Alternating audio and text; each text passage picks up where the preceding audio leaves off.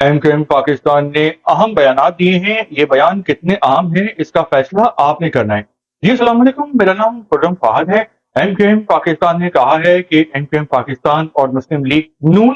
Set adjustment اس لیے کر رہی ہے کہ آئین میں ترامیم کر سکے، تو یہ تو اچھی بات ہے، لیکن ایم کیو ایم پاکستان کو چاہیے کہ ان کا جو بھی منشور ہے الیکشن 2024 کے لیے، اور وہ جو بھی آئینی ترامیم کرنا چاہتے ہیں تو عوام کو اعتماد میں لیں، عوام کو کھل کے بتائیں کہ وہ کیا چاہتے ہیں، اور اگر عوام ان کو ووٹ دیں گے تو وہ عوام کو کیا فائدہ دیں گے، ان کے لیے کیا کام کریں گے، تو آپ اس کو ڈیپلی ڈیٹیل میں جا کے بتائیں۔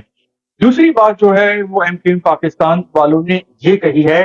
کہ جو ضلعی حکومتیں ہیں ان کو طاقتور اور بااختیار بنانا ضروری ہے، ورنہ بیکار ہے۔ تو کیا یہ بات صحیح بولی ہے یا غلط بولی ہے، تو اس پہ ڈسکس کرتے ہیں۔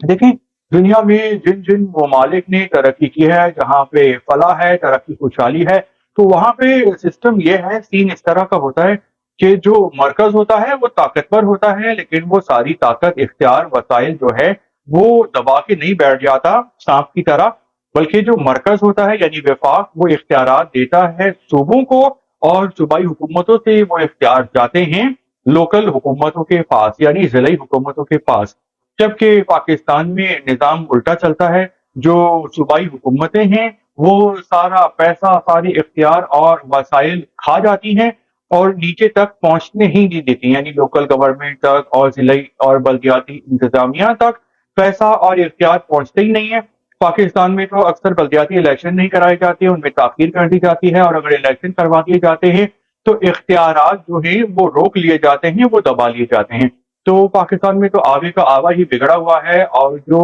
نظام ہے وہ بہت ہی گندا ہے۔ تو اگر اس مطالبے کی بات کی جائے ایم کیو ایم پاکستان کے، تو یہ صلح آنے درست ہے، اور یہ عوام کی فلاح و بہبود کے لیے ہے،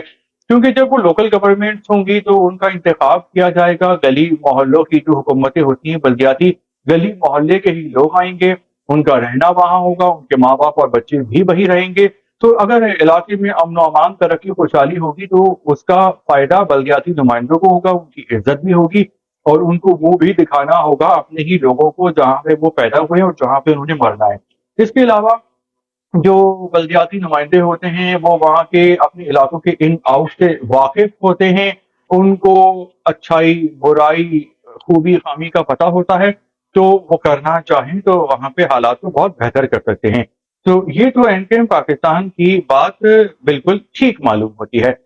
تیسری بات یہ ہے کہ ایم کیو ایم پاکستان کے مصطفیٰ کمال نے یہ کہا ہے کہ اگلے جو انتخابات ہونے والے ہیں 2024 میں، تو اس میں لندن فیکٹر نہیں ہوگا، اور ہیلو کا جو زمانہ ہے وہ گزر گیا۔ تو کیا واقعی ہیلو کا زمانہ گزر گیا اور لندن فیکٹر نہیں ہوگا؟ تو یہ آپ نے بتانا ہے، کیونکہ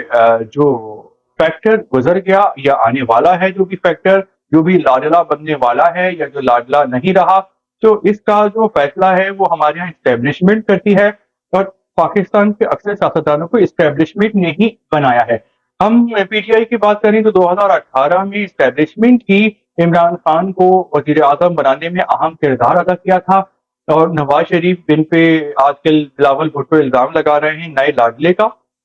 تو انہوں نے بھی جتنی بار حکومت بنائی ہے، اس سے پہلے 3 بار، تو وہ بھی اسٹیبلشمنٹ کی مدد سے ہی بنائی ہے، اور اسٹیبلشمنٹ کو ناراض کر کے، اسٹیبلشمنٹ سے پنگا لے کے ہی نواز شریف کی حکومت کا ہمیشہ دھڑم تختہ ہوتا ہے، وہ پرابلم میں آ جاتے ہیں۔